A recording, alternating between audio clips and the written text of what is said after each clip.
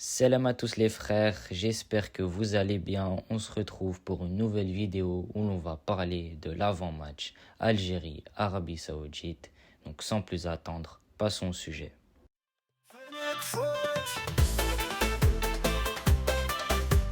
Cette vidéo se passera en 3 étapes.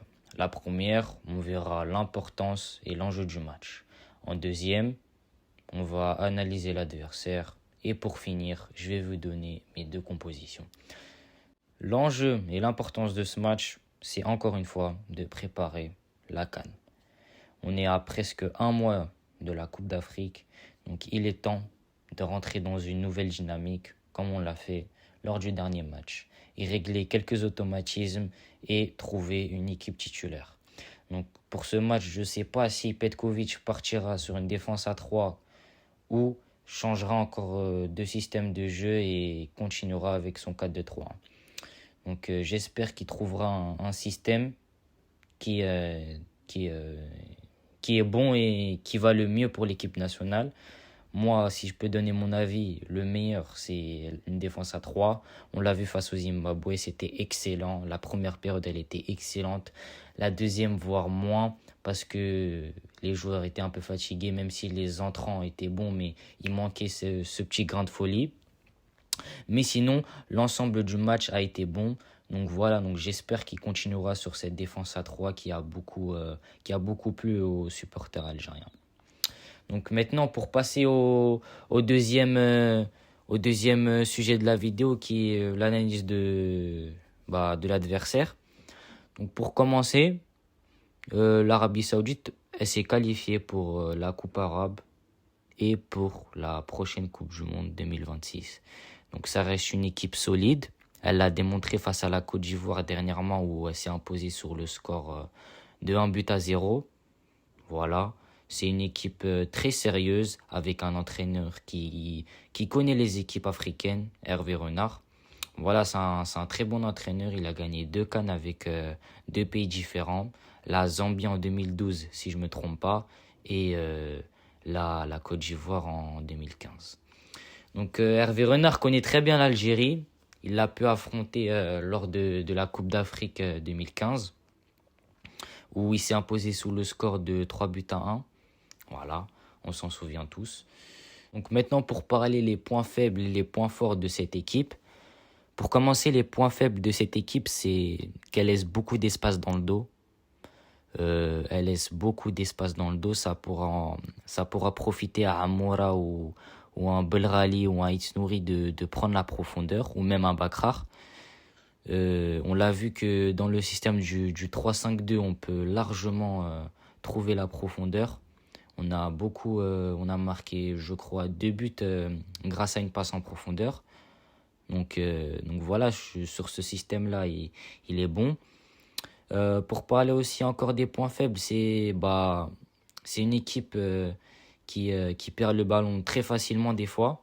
Donc c'est mieux d'accentuer le pressing haut. C'est une équipe qui ressemble beaucoup au Mozambique. Voilà, avec de meilleurs joueurs, avec un effectif de meilleurs de qualité. On a vu contre le Mozambique, comme le Mozambique, c'est une équipe qui veut ressortir propre et qui veut jouer au football. Mais à des moments, au vu de son effectif, peut faire des erreurs techniques. On l'a vu, dès qu'on a organisé un pressing haut, on a récupéré la balle sur leur 6 mètres, sur leur surface, voire même dans leur moitié de terrain. Donc je pense que sur ce match-là, ça serait mieux d'accentuer encore un pressing haut comme d'habitude. On l'a vu face au Zimbabwe, on a cherché le Zimbabwe très haut.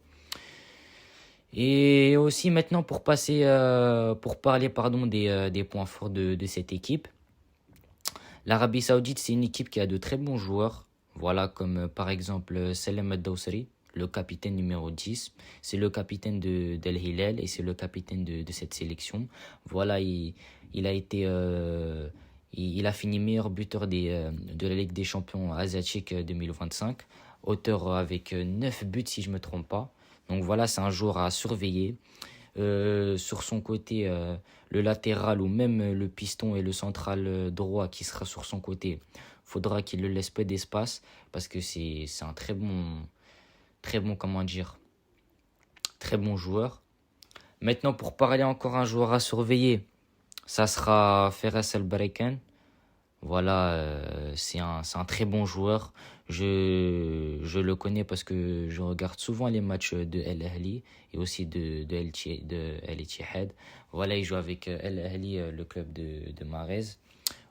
Donc voilà, c'est un très bon attaquant de pointe. Il peut prendre la profondeur grâce à sa vitesse, mais aussi qu'il peut garder très très bien le ballon de au jeu. Il a un très très bon euh, un jeu comment dire, derrière le but. Donc voilà, j'espère que Mandi ou même un autre défenseur va mettre l'impact sur ce joueur. Aussi, le dernier joueur à surveiller, c'est un milieu de terrain qui évolue à Nasser. Il s'appelle El Boukhairi, si je ne me trompe pas. Donc voilà, c'est un 6 à l'ancienne. Voilà, avec sa dégaine de maillot dans le short, mais qui est techniquement, comment dire, qui est propre. Il évolue comme un Rodri. Voilà, il est toujours près de la défense. Il sait distribuer les ballons. Donc je pense que ça sera lui la clé de cette équipe. Donc j'espère le 10 ou le milieu de terrain qui sera sur lui va mettre l'impact possible pour comment dire, pour qu'il soit servi le moins de fois possible.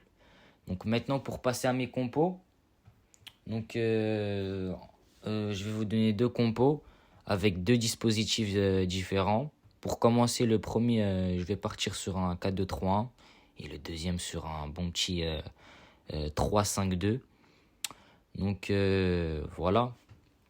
Pour le 4-2-3-1, le gardien, je continuerai sur bonne botte. Je pense qu'on ne l'a pas encore assez vu, même s'il n'a pas fait un très très bon match comment dire, contre le Zimbabwe, mais je pense qu'il faut lui donner encore une chance, même si on sait tous que Lucas Zidane sera le gardien numéro 1. En défense centrale, je partirai sur Aïssa Mendy et bah Aïssa Mendy pardon et Belhaid. Voilà, Belhaid qui a fait une très bonne prestation face au Zimbabwe. Le latéral gauche, je partirai sur Aïs Nouri. Et le latéral droit, Samir Chergui. Voilà, pas besoin de parler pour les deux. Samir Chergui qui a fait une bonne prestation face au Zimbabwe aussi. Les 2-6, je partirai sur Hicham Boudaoui et Benasser. Voilà, Hicham Boudaoui qui n'a pas pu jouer le match face au Zimbabwe au vu d'un forfait. Benasser qui a fait un très bon match. Et pour finir au milieu de terrain, le troisième qui sera en 10, je mettrai Awar. Voilà, j'aurais préféré qu'il joue contre le Zimbabwe et garder Maza, mais au vu qu'il a fait jouer Maza en premier match, je pense qu'il le fera jouer au second. Qu'il le fera pas jouer au second, pardon. Et maintenant pour les attaques, une attaque à 3 pardon, avec Amoura à gauche, Bounjah en pointe et Mahrez à droite. Maintenant pour passer au 3-5-2, donc je partirai sur le même gardien Benbot, une défense à 3 avec Aïssa Mendy, Chergui et Hadjem. Pour les pistons, je partirai sur Dorval et Aïs Nouri.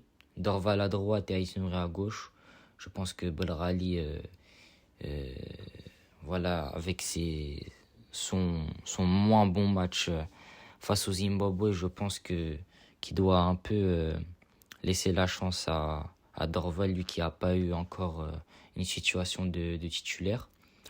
Le milieu à 3, je partirai sur Benasser Boudaoui et Maza. Voilà, j'ai changé, comment dire, le milieu de terrain. J'ai remplacé Maza par Awar.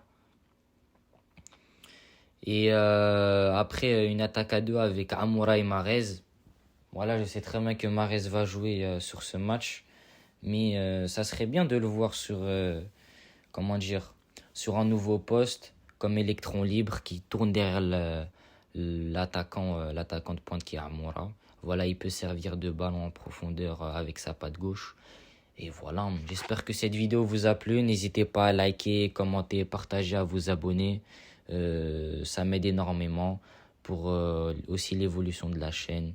Et voilà, j'espère que l'Algérie gagnera face à l'Arabie Saoudite. Et sur ce, je vous dis salam l'équipe.